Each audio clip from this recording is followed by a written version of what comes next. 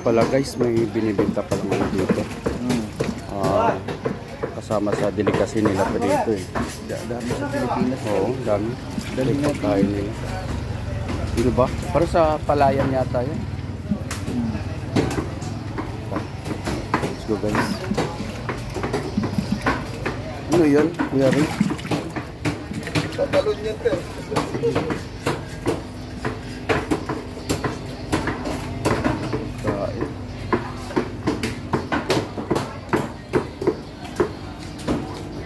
Hello, good morning.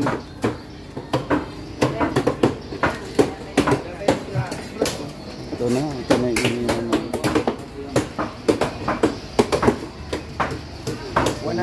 100 baht, 100.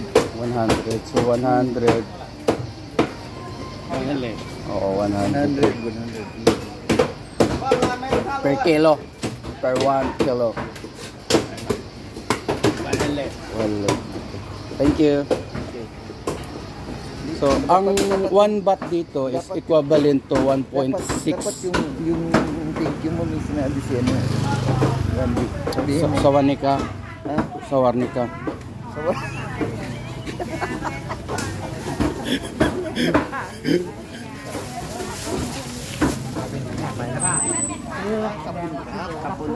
Kapun kap. Sabi ko sa Warnika eh.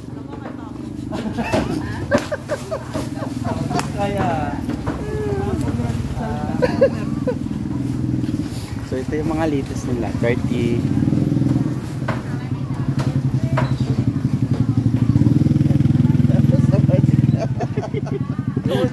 Turuan mo ako.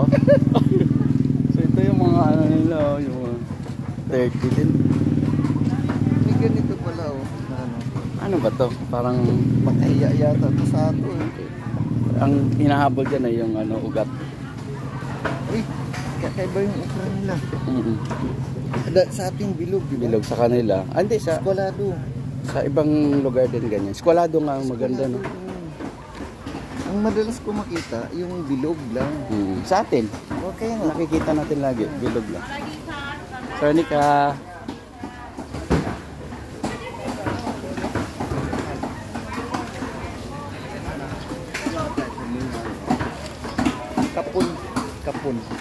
Kapon na ka. Kapun kap. Kapon kap. Oh. Kapun kap.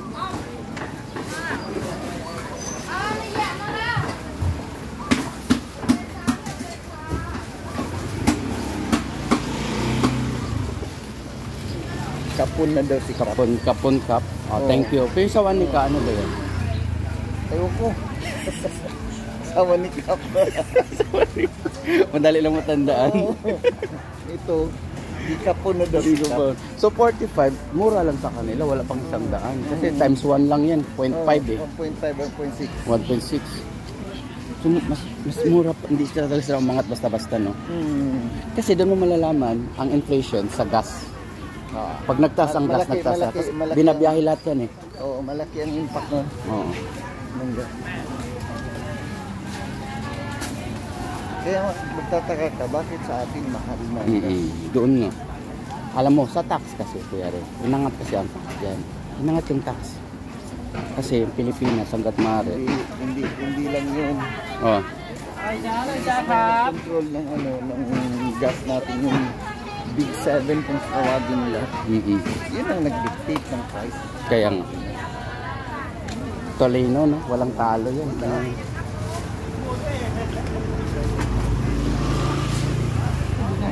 Dinahilan lang yung away ng Russia at saka Ukraine. Pero ngayon, tahimik na yung na yun.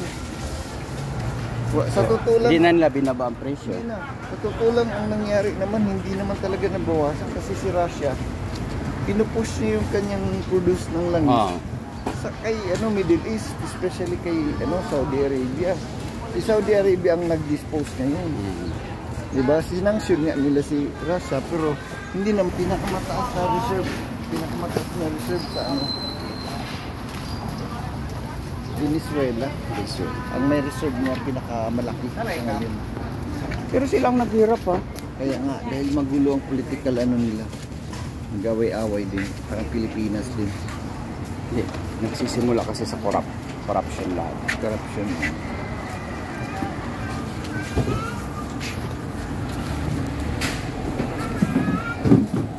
Ito yung gusto kong. Ilang piraso to? 10. So good for 35 baht. 35 baht. lang. Oo nga, no? 350 pesos isa. Oo. Mm. Ano kayo nakamuro na bili nila dito? Yung kilo ng baboy, 150. Oo. Grabe, no? Pakamura lang talaga yung bilihin dito. Alam nyo yung gasolina dito, magkano yung per liter ng gasolina dito? 28 nung ano daw. Ngayon, 28, nagre-reklamo pa. 28 per liter. Ngayon 35 na. 35 na. Sa bagay, Kuya Ri, last 10 years ago sa Pilipinas, 41, nagre-reklamo na rin tayo nun. Sobrang ganda na ekonomiya natin nun.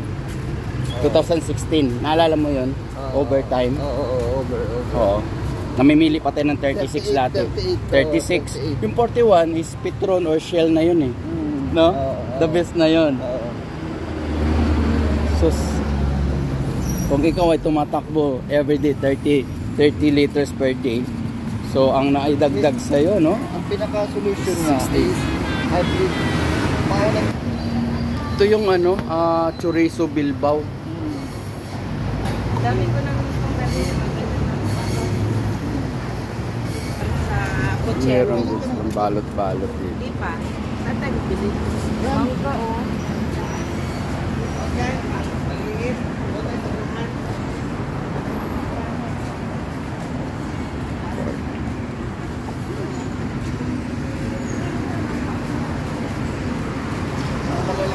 Yun yung mga hinuhuli nyo pero Kapay yung maliliit sa kanila maliliit. to mushroom. May labs oh.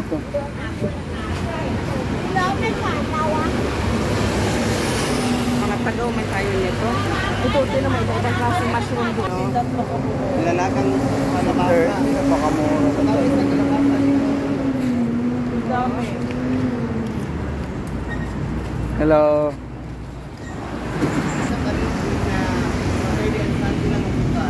Jeep nila.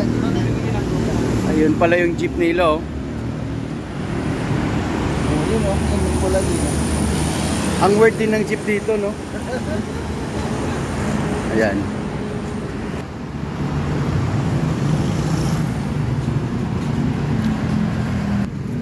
Taxi dito ay nakapila lahat yan. So, diyan ka mag-book ng taxi tapos yan nakapila halos lahat.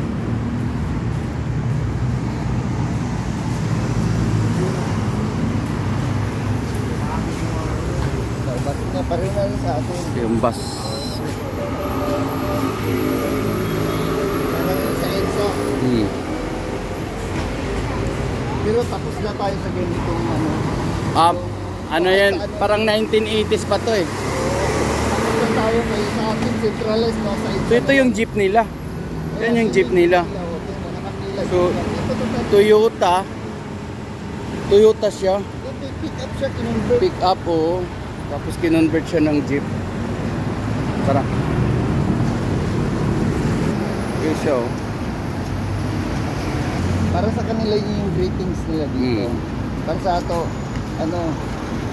good morning or Yan ang mamon eh. Talaga binibigyan nila yan.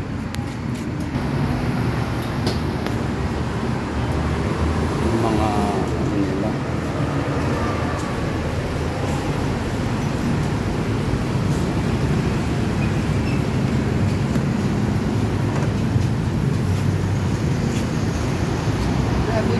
Tiyan mo, makikita mo walang pulis, walang magbabantay dito. Dahil alam mo, ang sabi sa akin ay disiplinado. Saka takot gumawa ng kasalanan ng mga tao rito. Dahil sa relihiyon nilang isang Buddhist. dala sa kultura Sa nila. kultura talaga nila. Walang pulis ka makikita rito. Kay lahat pala ng malalaki dito na dumadaan sa training sa Oo. early childhood. Early childhood nila. Yung respeto nila sa parang kapwa. Chinese din eh. Oo. Sa China, ay di sa sa Japanese. Bata pa lang inano na sila. Tinitrain na sila, oh. Train, oh. Japanese, di ba? Yung sabi mo? Japanese nga, oh. Bata pa lang. Bata.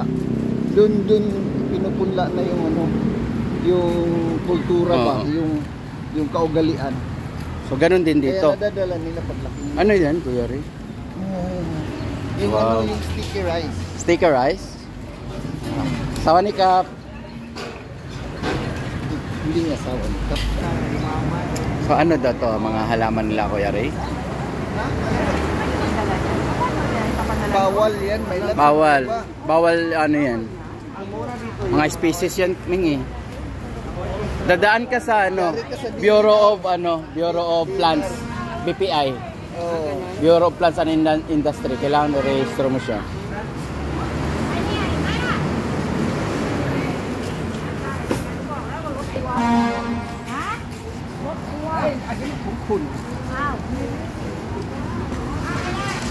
Okay, so paano may MSP?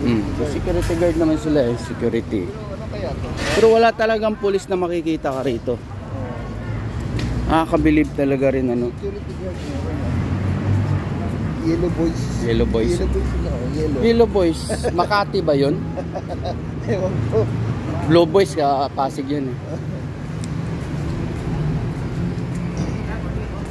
Pupunta guys. Meron din palang Mr. DIY dito. Yan. Oh.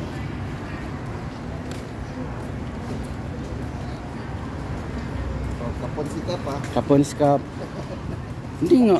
Oh, kapon Kapon ni Kap. Pero wala yung asawa ni Kap ha. Wala. Kapon si Kap. Kapon ni Kap. Kapon ni Kap. Kapon ni Kap. Thank you. Thank you. Greetings nila yan. Oo nga. Sa atin, magandang umaga po. Magandang umaga po. So, Sa kanila. Kapon ni Kap. Kapon ni Kap. Sige, subukan natin na kung gaganyan yung Thailander, ibig sabihin, Tama. tama tayo. Oh. Sige. Tsaka hindi sila busy days, anong oras na? Ayun. Saturday ngayon. So, Ay, oo nga pala, kuya, rest day. tama lang. Parang rest day. Rest din nila. Mamaya pa to kung magiging busy kayo maglabasan. Oo. Parang tayo din.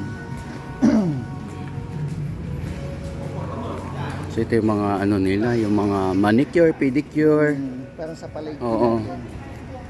Pero dito talaga, ang pinupuntahan ng mga pampabeauty, yung magpakapon ka, di ba? Pakapon tawag dyan. Yung tanggalan ka ng ano. So dito daw talaga ang pagawaan. Oo. Yung mga sa Mga surgical ano, pa-convert. pa-convert ka. Kaya maraming nagpupunta talaga rito. Pwede po dual SIM din eh. Duwa. Pwede sa babae, pwede sa lalaki. Pero delikado dito, makakita ka ng maganda. Ang maganda dito, Delikado kasi delikado. converted Convert. from left hand to right hand sa ano ba, sa driving pa. Sa araw, ano pa, tapos sa gabi. May dadaan?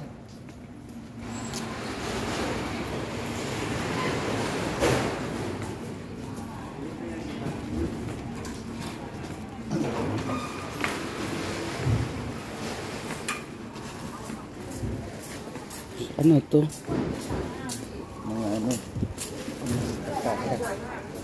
mga drive. Mga dried ano nila.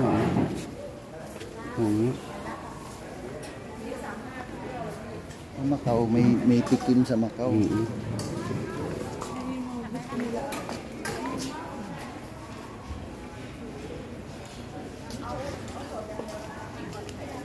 Madrive po sila.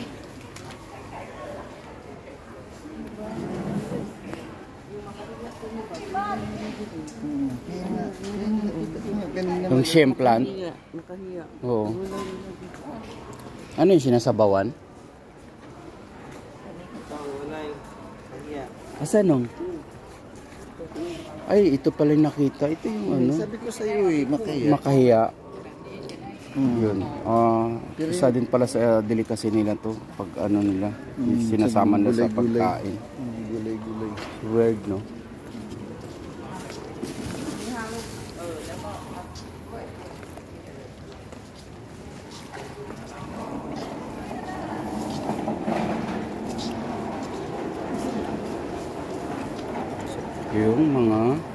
Haplas nila o ano, honey.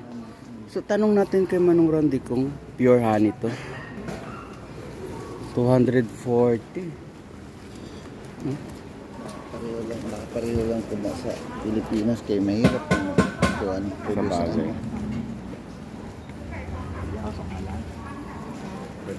Makakasiguro ka lang talaga na pure yun kung dito sa bukid ng Gamba.